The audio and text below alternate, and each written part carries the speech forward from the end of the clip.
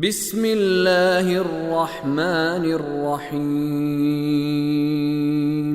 انطلقوا إلى ما كنتم به تكذبون انطلقوا إلى ظل ذي 3 شعب لا ظليل ولا يغني من اللهب إنها ترمي بشرر كالقصر كأنه جمالة صفر ويل يومئذ للمكذبين۔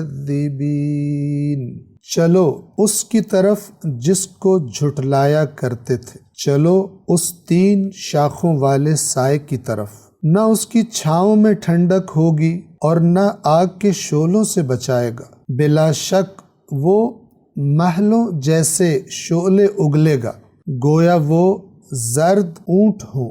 اس دن جھٹلانے والوں کے لیے ہلاکت ہوگی۔ عربی زبان میں جب کوئی کسی پر تہمت لگائے یا کوئی کسی پر کوئی برا بدکاری کا خدا نخواستہ الزام لگائے تو اس کے لیے بھی عربی زبان میں یہی را، میم اور یا کا لفظ استعمال ہوتا ہے۔ گویا تہمت کے ذریعے اس نے جس پہ تہمت لگائی ہے اس کو تیر مارا ہے یا اس کی طرف تیر پھینکا ہے۔ تو یہ قذف، یہ بدکاری کی تہمت لگانے کو قذف کہا جاتا ہے عربی زبان میں۔ قذف اور تہمت تراشی کے معنی میں بھی را، میم، یا یعنی رمی کا لفظ استعمال ہوتا ہے۔ انہا ترمی، بلا شک وہ پھینکتا ہوگا، یعنی وہ جو سایہ ہوگا اس کے اندر سے نظر آئیں گی، گویا کہ کوئی اندر سے کوئی چیز باہر نکل رہی ہے، اور وہ چیز کیا ہوگی؟ بشررن، شرر شین را اور را اس کے حروف اصلی ہیں، اور شرر کا معنی ہے آگ کی چنگاریاں۔ ترمی بشررن، بے یعنی کو، ہم یہاں با کا ترجمہ کو کا کر سکتے ہیں کہ وہ چنگاریوں کو پھینکتا ہوگا، چنگاریوں کو پھینکتا ہوگا باہر، لیکن وہ چنگاریاں کیسی ہوں گی؟ کل قصر، 2 حصوں پر مشتمل ہے، کا اور القصر۔ یہ جو کا حرف ہے عربی زبان میں، یہ تشبیہ بیان کرنے کے لیے، ایک چیز کو دوسری چیز سے تشبیہ دینا، یعنی یہ چیز اس جیسی ہے، اس معنی کے لیے، تشبیہ کے معنی کے لیے، شباہت بتانے کے لیے کا حرف عربی زبان میں استعمال ہوتا ہے۔ اس آیت میں بھی کا معنی یہی ہے کہ یہ جو چنگاریاں ہوں گی کس کی طرح ہوں گی؟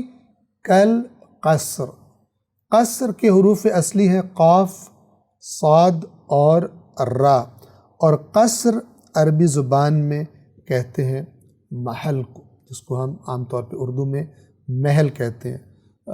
امراء یا بادشاہ جو بڑی بڑی عمارتیں عظیم الشان بنایا کرتے تھے ان کو محلات کہا جاتا تھا۔ تو محل کو اگر آپ تصور کریں، عام طور پر بہت عظیم الشان ہوتا ہے، اونچا ہوتا ہے، اونچی جگہ پر بنایا جاتا ہے، اور اس کو اس انداز میں رنگ کیا جاتا ہے کہ وہ بڑا واضح اور شفاف، گویا کہ چمکتا ہوا نظر آتا ہے دور سے دیکھنے والوں کو۔ تو یہاں پر اس دھوئیں میں سے جو شعلے نکلتے ہوں گے بڑے بڑے، ان کی کیفیت، ان کی عظمت، وہ کتنے بڑے ہوں گے، تو ان کو تشبیہ دی جا رہی ہے محل کے ساتھ، محلات کے ساتھ۔ بلا شک وہ محلوں جیسے یا محلوں جیسے شعلے اگلے گا یا اگلتا ہوگا۔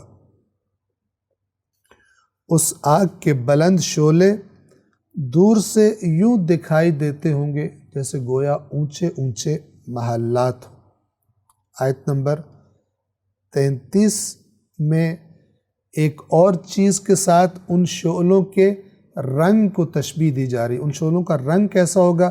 توجہ فرمائیں، سورۃ المرسلات آیت نمبر 33، کأنہ جمالۃ صفر، گویا وہ زرد اونٹ ہوں۔ صدق اللہ العلی العظیم.